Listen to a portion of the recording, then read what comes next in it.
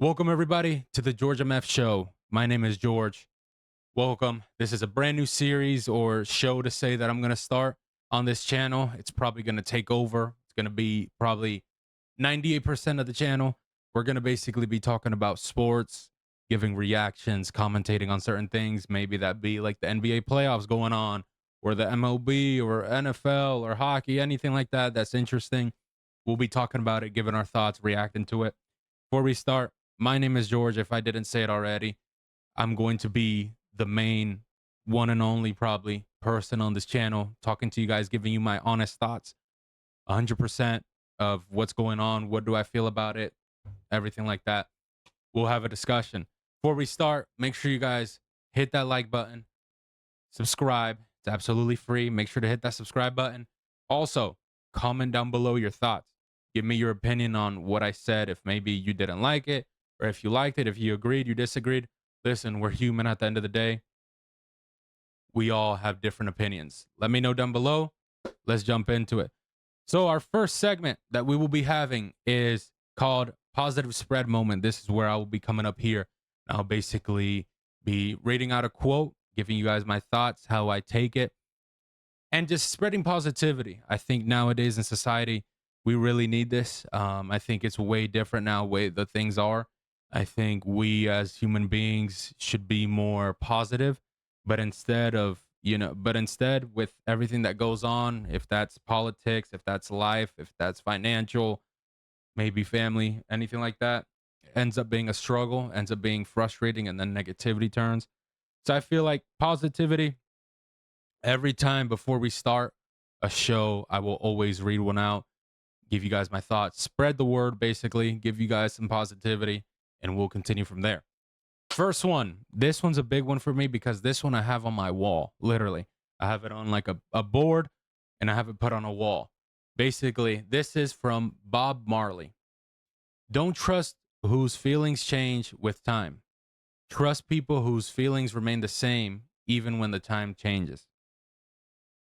Here's how I took that quote, and this is how I feel about it, is trust the people that remain with you in the darkest times, times that you're struggling. It could be mentally, financially, physically, etc. Because those same people will understand that once you're successful, what the struggles were, what effects you were going through. Any life situation that happens in the future, once you're successful, then they will know how to approach it, how to approach you, how to help you out, how to push you through that situation. Because, hey, even if you're rich, a billionaire, millionaire, whatever, you are going to have struggles. You are going to have that mental struggle. You're going to have that physical struggle because money doesn't solve anything. It may solve certain situations like maybe paying the bill, paying the rent, the mortgage, the light bill, etc. But it's not going to help you that mental, situation. Maybe like a situation like, a family member passed away.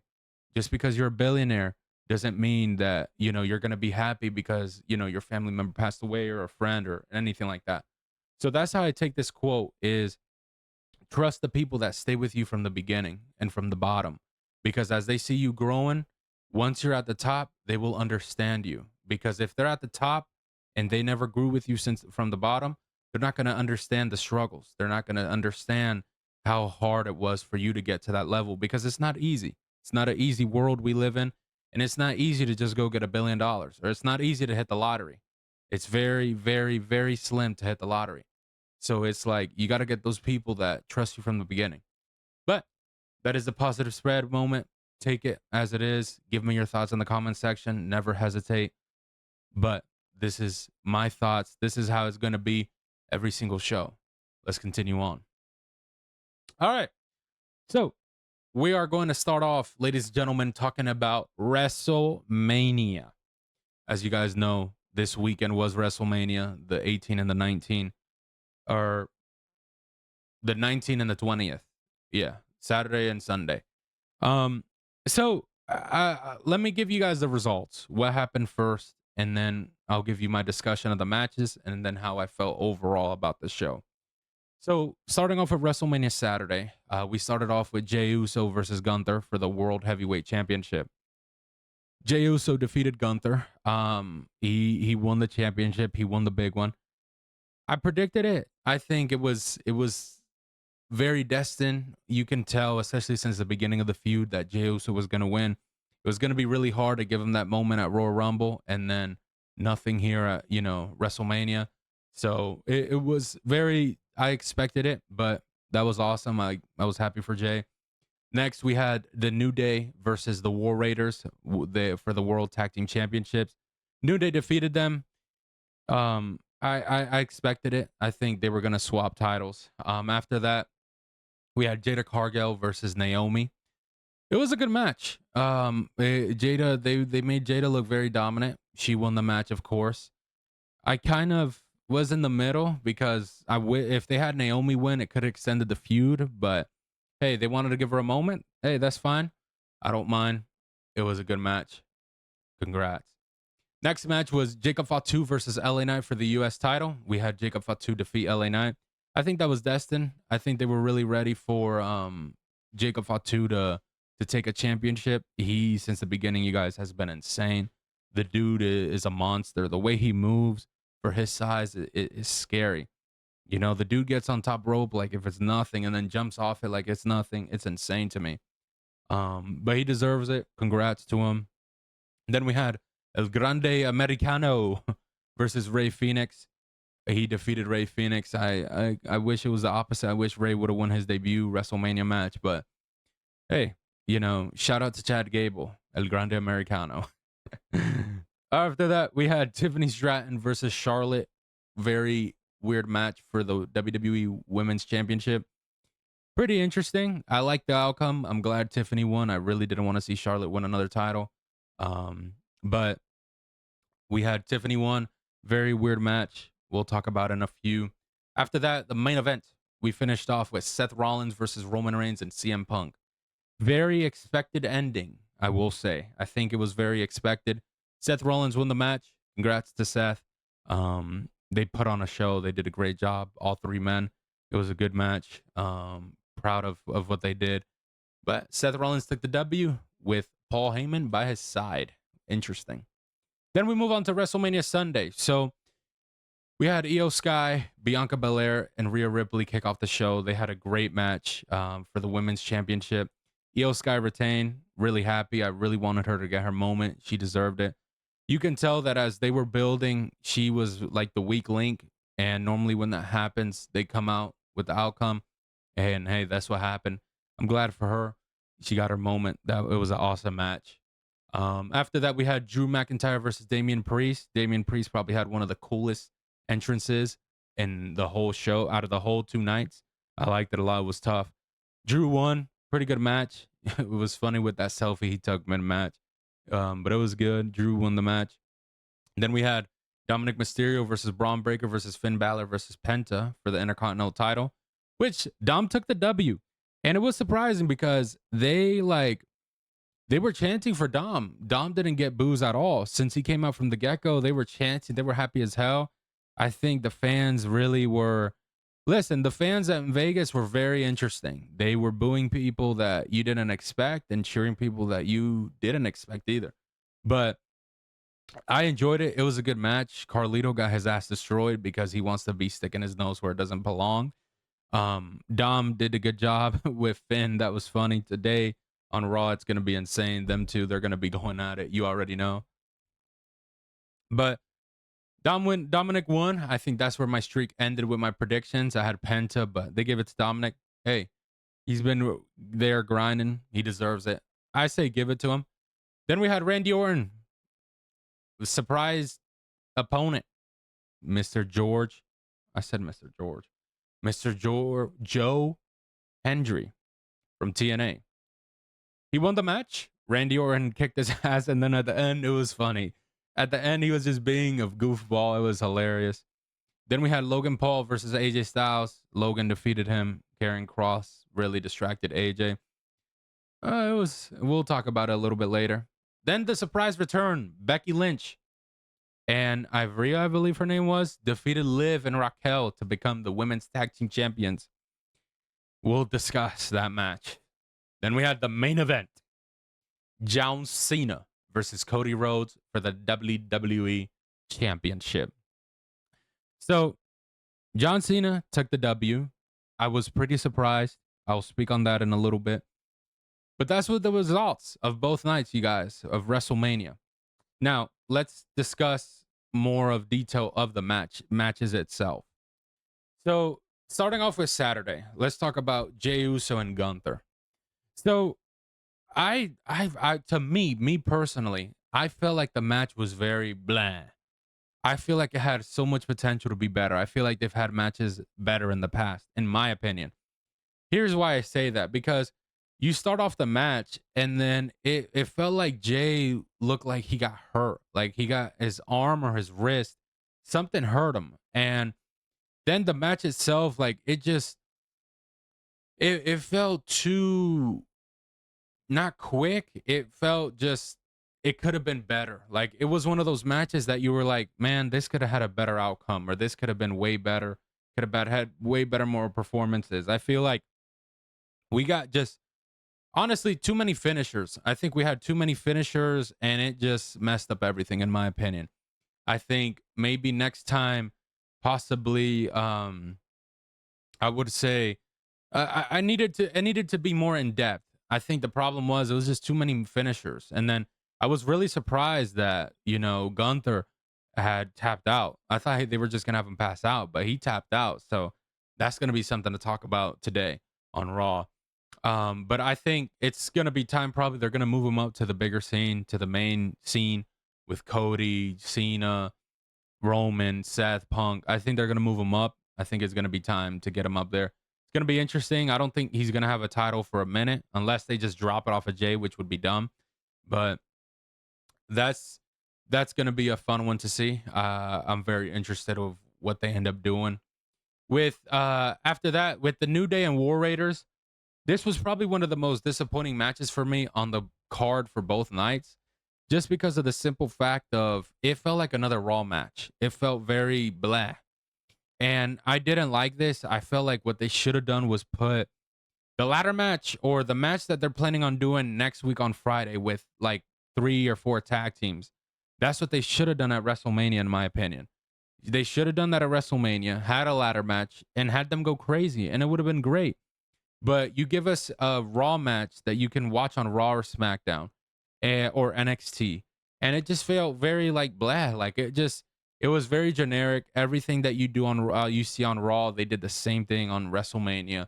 Nothing crazy. The outcome, like at least maybe I could understand it was possibly that they were gonna have Big E come out and they want to make it a big moment, but he wasn't cleared. But if it wasn't that, then it's like, why were you gonna make this match? This position, at least if you want to give a tag team a chance, you could have had those gentlemen like Montrez Ford, the Street Profits, DIY, everybody else, in a triple threat match or a fatal 4-way ladder match, something nice. But it was very blah. I wasn't a fan. Jada Cargill, Naomi, I think the match was good. This is where it started to pick up, where you were like, okay, this match is good. This one's getting better and better. I feel like the first two, New Day and Jay Uso, the match just felt very blah. It felt like it could have been better. But this one, they picked it up. Jada Cargill looked, like I said, very, dominant. That move that she did, that reverse power bomb, that was dope. I liked it a lot to end it. Naomi did a good job. That new theme, I'm a bit iffy on. I'm not really a fan. I feel like it just doesn't fit her flow, in my opinion. But it was a good match. They started to pick up the scraps and elevate WrestleMania Saturday. Then after that, Jacob Fatu and LA Knight. It was very expected. Jacob Fatu was gonna win. I had a feeling. I think a lot of people had a feeling that it was gonna be. They picked it up. They picked up the pace. Jacob Fatu doing his thing, jumping off the top rope, doing swanton bombs and all that, or moonsaults like a beast. It was insane, but it was a good match. It picked up a little bit more. El Grande Americano and Ray Phoenix, a lot of high flying, lots of swanton bombs, a lot of like how Jacob Fatu was. Um, but it was a good match, surprisingly. Both gentlemen did a good job. El Grande Americano, aka Chad Gable, was very what's the word I could say? He was very I'm trying to think what I want to say. A very nice, cool entrance he did. It was a pretty funny one. I'll give it to him. Then after that, Tiffany Stratton and Charlotte. It was a very funky match. Very funky between the two. I think from what I see, Tiffany got a a receipt. Looks like she had her teeth fucked up, but she fixed it, I guess, or some shit. I like the outcome, like I said. I think from what I see, I think Charlotte, I think it's they need to just give her some time. I think she needs to just regroup. I think mentally she's still like she's going through a divorce, you guys. So it's gonna be difficult. I think they should just give her like a second. Because we obviously saw Chicago got to her. That segment with what Tiffany said also did. I think they should just give her a second, give her time to regroup and recover and let things go down and have her get good mentally and have her just come back after she's good. That's what I think. With the main event, hey, I liked it. It was a good ending. I like that they had Paul turn on both Roman and Punk. This is going to lead to something bigger.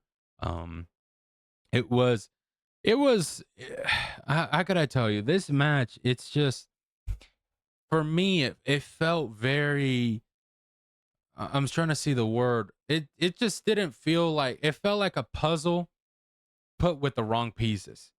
And when I say that, I mean in terms of, it felt like it was obvious that the match was supposed to be meant something else, but it had to be this because of a certain situation.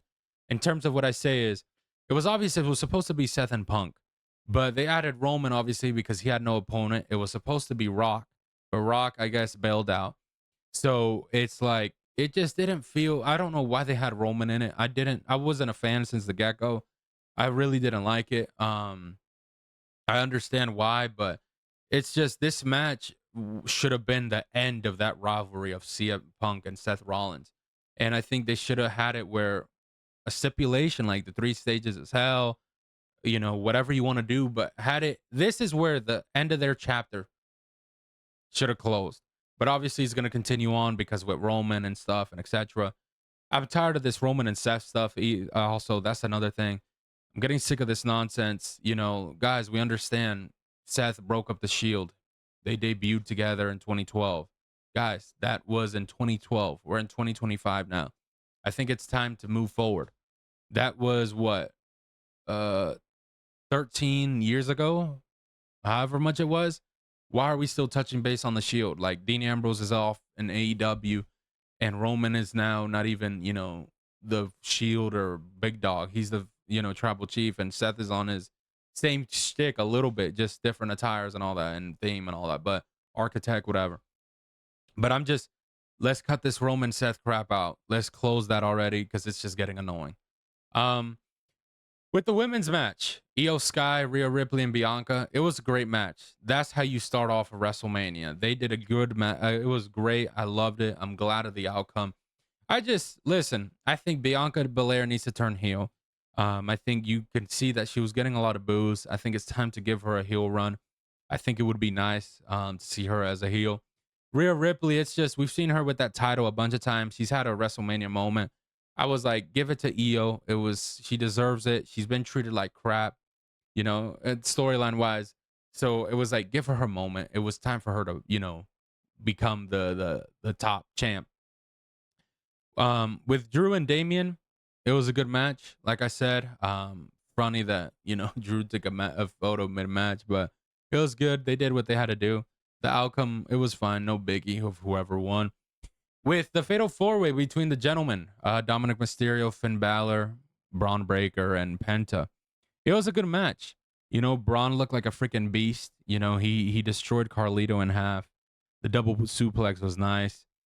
The boos or the cheers for Dominic Mysterio was very surprising. When he won that championship, everybody was happy as hell. I was like, what, the barnacles? I was like, shit, okay. I think it was a good choice. Dominic's been grinding. He's been doing his thing. He's developed his character very well. A lot of people, he's doing what they want him to do. Get heel heat. He's done a good job with that. It was good. Like the outcome, it was a good match. They did good. With Randy Orton and Mr. Joe Hendry, I thought it was going to be Nick Aldis, but they decided to go with Joe. it was a pretty just squash match almost. Funny at the end, Randy Orton, copying him and then doing this. I'll give it to him. That was a good one. But after that, it was just like a squash match. It felt like it was nothing really out of the blue where you're like, oh my god. Um, but just another squash match. Randy Orton did what he had to do. Then after that, Mr. Logan and AJ Styles. Uh, this match, how could I say? Me personally, I felt like this match had so much potential to be way better, but it was so mid to me. I feel like there could have been so much more like high flying, oh my god moments, but it just felt very like meh. I wasn't a fan. Um, and the ending was just very Logan Paul style, just heel, dirty, whatever. It just felt very like basic. Very. As soon as I saw Karrion Cross come out and that guy, I just was like, yeah, here we go. AJ's gonna win or Logan's gonna win. So it was just like I don't even know. It could have had way much more, potential to be a 5-star match, but it was very blah in my opinion.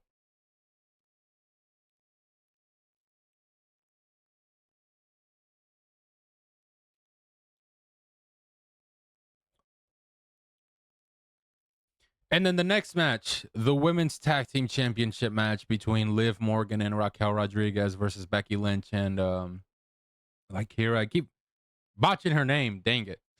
Obviously, this match honestly felt like another Raw match. It was the same thing like how the New Day and War Raiders. Obviously, the shine was that Becky Lynch returned. She finally came out. I wasn't really thinking about it, but it wasn't really anything shocking. You saw her at Hall of Fame, and they were posting her. So it felt it was another Raw match, same type of outcome style, nothing really different. It was whatever. The main event. John Cena versus Cody Rhodes for the WWE Championship. Big congrats to John Cena. I was very surprised with how this match ended. Felt very meh. I'm gonna say it like that. I think this ending could have been way better. It could have had possibly, if not close to the same as last year's, or at least a quarter away. And I feel like this ending was just very boring. It was just you had Travis Scott come out and do his, dumb shit, and then, Cena wins. But it was basically Cena wins by distraction of Travis Scott and Cody loses the title. So it's just you when you really think about it, because storyline is so big now with Triple H era.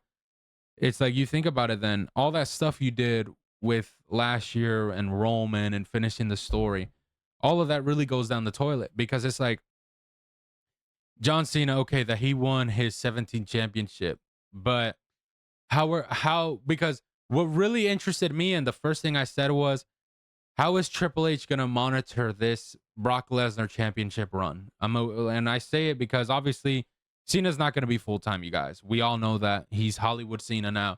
We all know dang well he's not gonna be monitoring it. So I'm thinking about it like, how is it that it's going to be monitored, because that championship is not going to be on every single show every single week like how it was with Cody. So it's going to be interesting. He's probably going to be fighting at Backlash. I see it against Randy Orton, but after that, it's questionable. Now, hey, there's many opponents that he could face. Obviously, Braun Breaker, Gunther, Cody Rhodes again, Roman Reigns. Obviously, he's probably going to face Randy Orton. Logan Paul would possibly be a good match. Seth Rollins, CM Punk, because it's just going to be different. You got heel Cena now versus all those gentlemen. Obviously, Randy Orton, it was the opposite. Randy was a heel. Roman was the heel.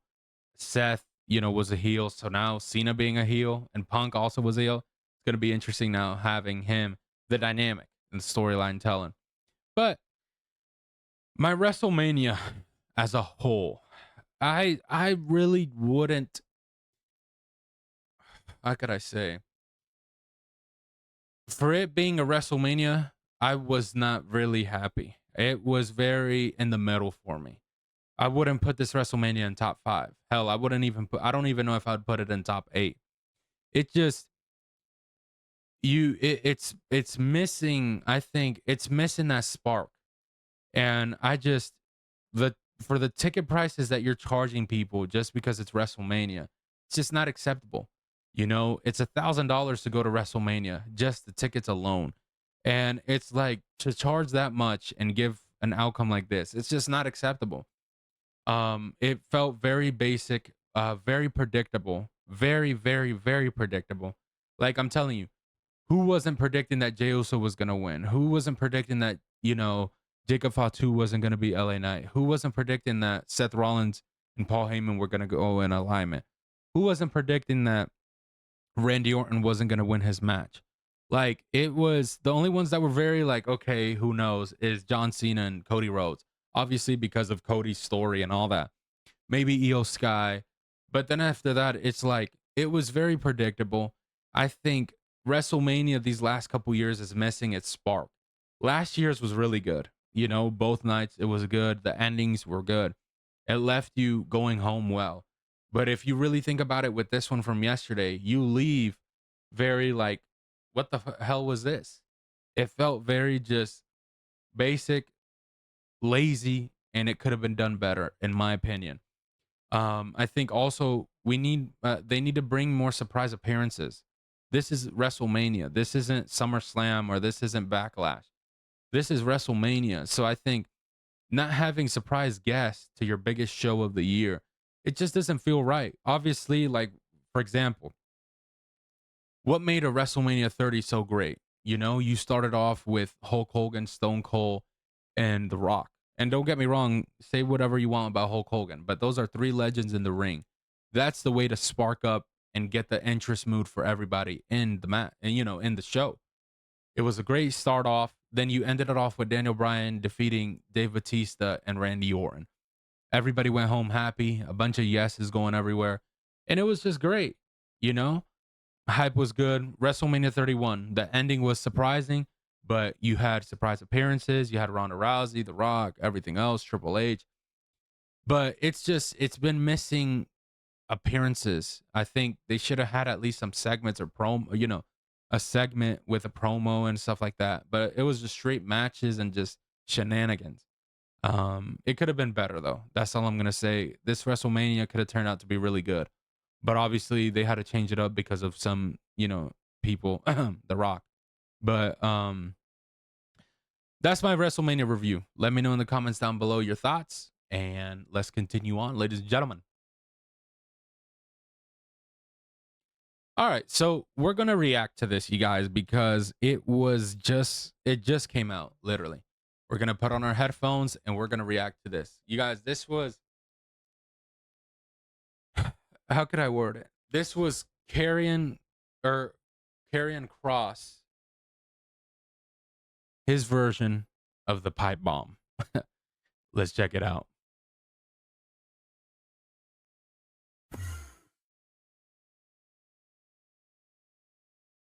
About how awesome. Let's talk about. All right, y'all. Let's check this out, man, because he was tight. Let's see. All right, let's see. Let's talk about how awesome it is. What the? That Logan Paul just won. And let's talk about, Sam, let's talk about what Logan Paul represents. The shortcut. Feels so good to be here. Feels so good to be in the business. Thinking about all of the funerals that I wasn't able to attend for the last 11 years in this business, all of the holidays I missed. I could have just started a YouTube channel, could have just jumped in there with AJ Styles. Feels really good, right? It's awesome. It's really good. Do you guys know we have 25 years combined experience, and what are we doing on Mania? Well, they know because they're normal human beings, and they actually love professional wrestling, but apparently that doesn't mean shit anymore. That doesn't mean shit. All I asked Alan to do was, for once, to not think about just himself. Think about everybody in the back. So Alan is AJ Styles, for people that don't know. Fans. That's all I wanted him to do. I realized it with what he was saying. To do the right thing, you have to do the wrong thing. But he's a narcissist, and he had to do it his way. Hey, Alan, how many more WrestleManias do you have in your system? Probably, I don't know, one. Maybe this is the last one, and you just pissed that away. For what? For what? For your way? Thanks a lot, bud. I really appreciate it. You want to know what the best advice I ever got? It was from Bill Goldberg. Wow. 2021, back Goldberg. when I was in the Twilight Zone, you know what I mean? I'm wrestling for gasoline. It was awesome. Let me tell you all about it. Bill goes, hey, Cross, you know what? You remind me a lot of me. I go, I think we have different styles, Bill, but I really appreciate that. Do you have any advice for me? He goes, you know what? You just got to be a good soldier. A good soldier is what he said. So I decided to be a good soldier. You know what happened? They released me. And then I come back. You know what being a good soldier gets you, everybody here? Just so in case you're wondering, you want the back scoop here. Being a good soldier gets your times cut. Being a good soldier means that people come up to you and say, hey, you got any great ideas? Yeah, here it is from Scotland. No.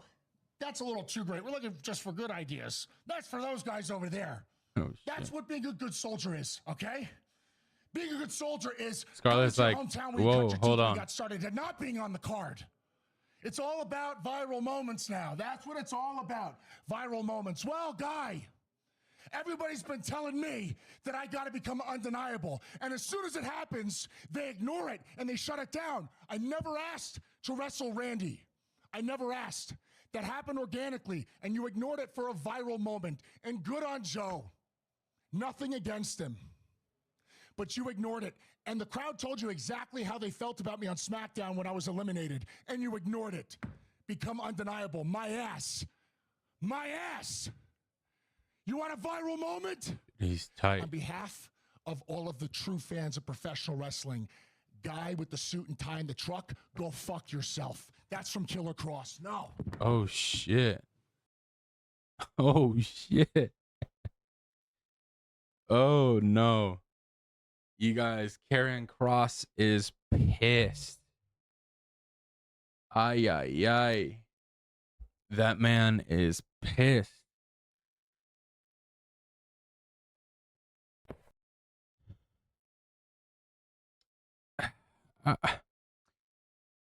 I see the frustration. I see the frustration. I understand what he's saying. To put it like this, he's basically saying, what the fuck? I'm here every night, every day. I'm grinding. I've been here for decades and I help you guys out and I just get treated like a piece of dog shit. You got a guy who YouTube famous star and all that, who's been in the business for probably less than 5 years when I've been in the business more than 15 years. And he gets a moment at WrestleMania and I don't get shit. Or you get a guy from a different company to come and wrestle Randy Orton when you had me there. I get what he's saying. I get his frustration. That's the way to go. That's the way to go. Cut promos like that and go straight for the throat. And if they don't like it, fuck it. Fuck it. You got other opportunities elsewhere. Simple. All right, you guys. So this is going to be also a segment that we will be doing every time on the show. It will be some sports bettings. Now, obviously, before we start, please, one more time, please bet responsibly. Do not go out there spending money like a drunken sailor. Please bet responsibly. But here are my picks. This is what I'm going for tonight. Obviously, we have the NBA playoffs. All of these will be, it's 5 bets. We'll have them going up. All right. So let's start off with Mr. Nikola Jokic, a beast out there. I have him over with 27.5 points. He scored 29 against the Clippers last game. All he needs is 28 points. Who says he wouldn't be able to get it? Dude's a beast, a monster in the freaking court. Going over on that one. My next one, Jalen Brunson. I have him also going over with 27.5 points. Had 34 last game against Detroit. I think he will go and hit 29, 30, hell, maybe even 40. Dude's hit 40 points. We've seen him go off insane, especially in the playoffs. We saw him how he did last year. Do over on the 27.5 points. Next one, Mr. James Harden. I have over on 9.5 assists. Remember, assist. He had 11 last game against Denver, and then he had 10 the game before that. So all he needs is 10. I think he'll get it. Go over on James Harden, the bigger guy. Next one, Jamal Murray. I have him going over on 15.5 points. He had 21 last game and 16 before that. I think he'll get it. Obviously, they're going up against the Clippers. They're 1-0. They obviously want to extend the lead. I would say go over on that. He should score at least, I would say 19, 20. Obviously, Jokic is going to have a lot, but he should score. Last one, Mr. Giannis Antetokounmpo. I have him going over on 27.5 points. Here's why. The game previous, he had 36 points, and Damian Lillard is not back. So go with those chooses, and it should hit. We'll discuss it the next time we get on the show. We'll see if they hit, what didn't hit, and we'll do better next time. Those are my underdog sports betting picks. Bet responsibly. All right, so let's talk about the NBA playoff. Let's talk about how my predictions and who's going to take round one. So let's start off with the Thunder. Great team right now with Shea. They've been out of their mind. Versus Memphis Grizzlies. I got OKC taking this series, you guys.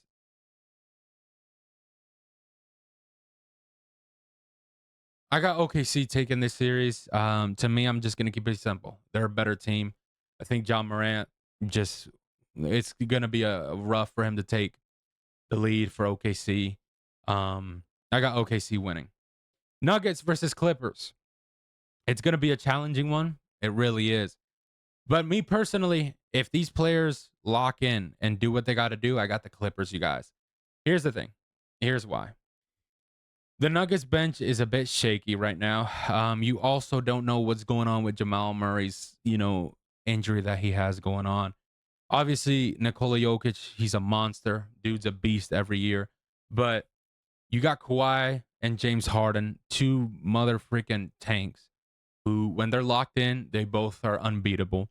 And then you got Talil as your head coach, who has had experience, obviously, with the Cleveland Cavaliers, knows what he's doing. He has a good defense also. I think they could take the surprising win against the Nuggets.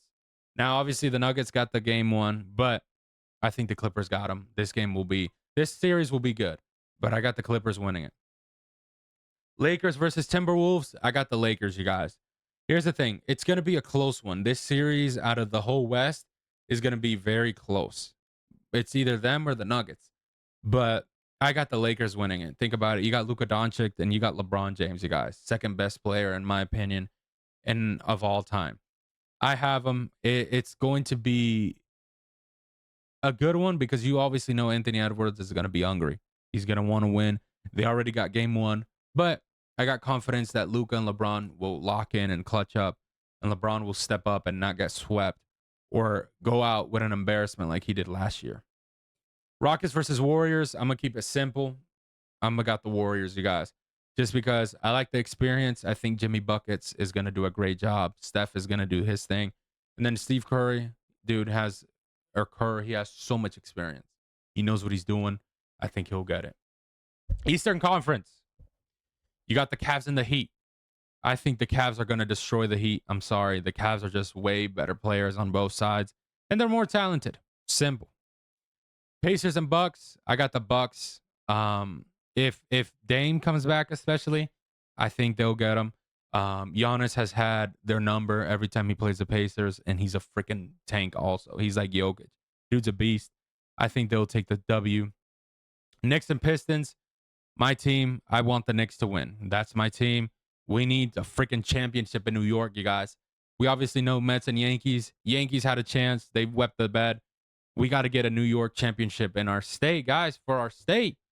We need one of these sports teams to do something, man. One of them. But I got, obviously, the Knicks with Jalen Brunson, especially if he plays like how he did last year, and especially now with Karl-Anthony Towns, y'all. It'll be a whole different story. Now, Pistons do got a good defense and some good upcoming players, but I got the Knicks. I'm going to keep it like that. Celtics and Magic. I like the Celtics. Celtics, this team is probably going to go far. I think the only team that may give them a struggle is the Cavs and possibly the Knicks. But after that, this Celtics team looks really good. Obviously, they won the chip last year. They look very well. I think they can win it again. They can win the Eastern Conference for sure. But I got them winning against the Magic, in my opinion. Obviously, let me know your comments in the down below of what you guys think. All right, so this will be our last topic, you guys, that we'll be discussing today, and it will be the Juan Soto situation, you guys. So obviously, people have been going bonkers about the situation that happened with what he told Mike Puma on the New York Post. So basically, I'll put it like this. Mike Puma, I think, asked him how it was hitting behind the best hitter, or I think it was, why has he been struggling, maybe? And his thing was basically he had the best hitter behind him, and he was getting attacked more in the zone, and now he is getting more intentional walks and pitched differently this year. So everybody's been going insane because it's like, what the heck are you doing? Apparently he said that he missed the Yankees a couple weeks ago or months ago. It's a bunch of shenanigans. Here's what I'm gonna say. It doesn't make sense of, if you're a good hitter, your job is to make the adjustment. And it's like, man, you're coming up with, this is bullshit. I'll put it like that. This is bullshit. You have not been playing good. Just say it like that. You haven't been playing good. Because don't come, I get it. Aaron Judge is not like Pete Alonso. Aaron Judge is on a whole different level. Of course. But Pete Alonso hasn't been playing like a scrub. Pete Alonso doesn't have a 121 batting average or an OPS of freaking 623. The dude's been freaking raking.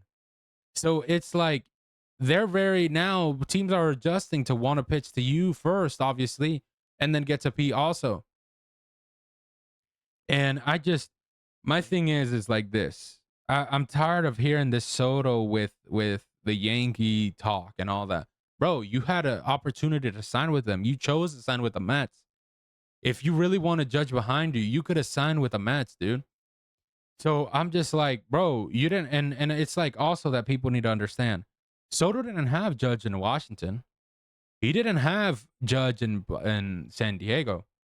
Why is he being so talked about so much now when it was just 1 year? I don't understand why people are going so insane and losing their mind. Like if, Soto was with the Yankees forever. And it's like, dog, we have to understand he had an opportunity to go back with them and he chose not to. Now his stats, obviously last year to this year, is way different in April. It is very just, I don't know. So stats last year, he had 7 home runs, 21 RBIs, 22 walks, 16 strikeouts, a 290 batting average with a 411 on-base percentage and slugging 575. This year, he has 3 home runs, 9 RBIs, a batting average of 240 with an on-base percentage of 374 and 18 hits. So it's obviously way different. As you see, the on-base percentage is way down than what it was before. Home runs obviously are down. RBIs are down. I'm going to end it off on this. Give it time. Give it time. Let's see how he does. Let's see how he warms up in May once it gets a little warmer in New York. Give it time. Let's see how he does. If it hits June or close to the All-Star break and we have, similar numbers to now or just a little bit better, then let's have a conversation. But guys, let's give it a break. The season just started, literally. I think people have gotten so accommodated to how NFL is, where, if you lose the first 3 games, you probably are fucked. This game is 162 games a season. So if you lose 2 games, it's not like the world is ending. So I think people need to calm down. The Mets are playing good. And here's one thing I'll say to Soto. Body language plays a big role. And personally, his body language has not been there. You can obviously tell that he's not, how he is normally. There hasn't been too much of a Soto shuffle and all that. Get the frustrations, but body language plays a huge role, man. It shows a lot. And the body language with him has been very, very rough. So I would say fix it up. Listen, you're with the Mets, man. You chose to be with them. I get you're missing the Yankees and you're missing Judge, your best friend, your boyfriend. But dude, it's time to grow up. You chose to be with the Mets. They gave you a freaking bag, you know. And I understand. I can see why people are a little bit upset because it's like the numbers he's putting up is not for a freaking 700 and something $1 million contract. But let's give it time. You know, the Mets are playing good. They're in first place. You know, and think about it. Freaking Christ. Y'all, they're missing Sean Manaea, Frankie Montas, Jeff McNeil, Francisco Alvarez. Why is everybody acting like the Mets are freaking 5-20 like the Braves? Or 5-12, whatever. They're playing good. Everybody just hold their horses. Let's give it a minute. If it hits June and we're still playing like this, then let's talk. But for now, let's give it a minute. But ladies and gentlemen, I'm going to wrap it up there. I hope you guys enjoyed this show. As always, stay proud, stay humble, stay positive, even through the negatives. You only live once. Remember that. You only live once. So remember, don't let that situation, that negative situation, knock you down because you may not be living tomorrow. So just take life, enjoy every single second, not even minute, second, because it could be gone in a single snap. Have a good one. Stay blessed. Stay positive. Take care.